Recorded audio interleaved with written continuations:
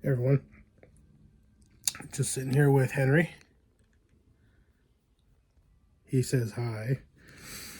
Went to the range today to shoot my Glock 34. To get a feel for that again. I did okay. Wasn't too happy with how I was doing at first. I was loading my magazines with 5 rounds at a time.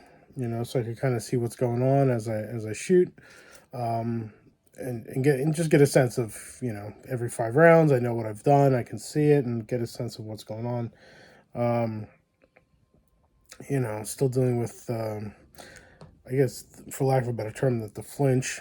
I was focusing on my grip as well as he just jumped. He's over here now. I was focusing on my flinch, my grip, my trigger pull.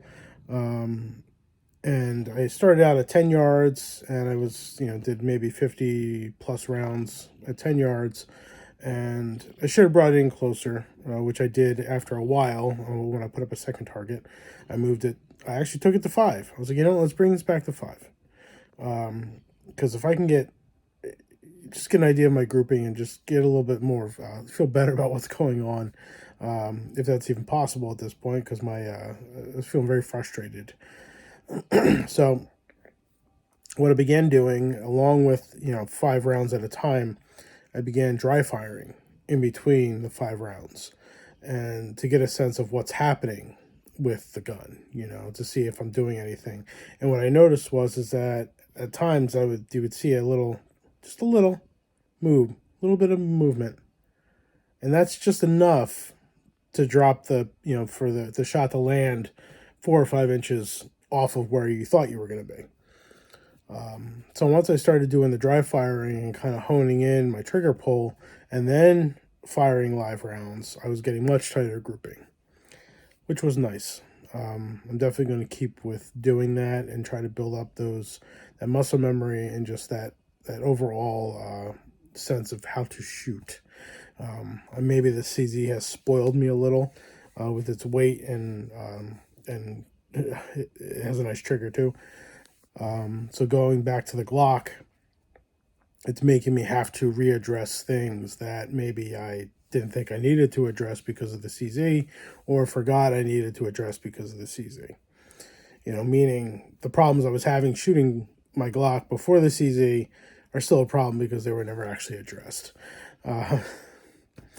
But I am, like I said, I was really happy with how things were going after I started intermittently dry firing in between rounds, and I think I'm going to stick with doing that. And it spaces things out too. You don't blow through all your ammo as fast because it's really easy to do that. But I'm going to do that, and I think next time I do that, I'll do it at 5 yards, and then maybe I'll move it out 7 and then 10 just to see where things are falling still. And just to see how that then goes. But I brought it in the 5 yards because you want to feel good about what you're doing, and then if you feel good about it, then you move it out. Maybe I shouldn't have started out at 10. I have a habit of going to 10 or going to 15. Anyway, so if you find that you want to find out what the hell's going on, if you don't know, like with me, I was shooting low and left, and I'm like, great, this is happening again. What the fuck am I doing wrong? Obviously, I'm doing something wrong.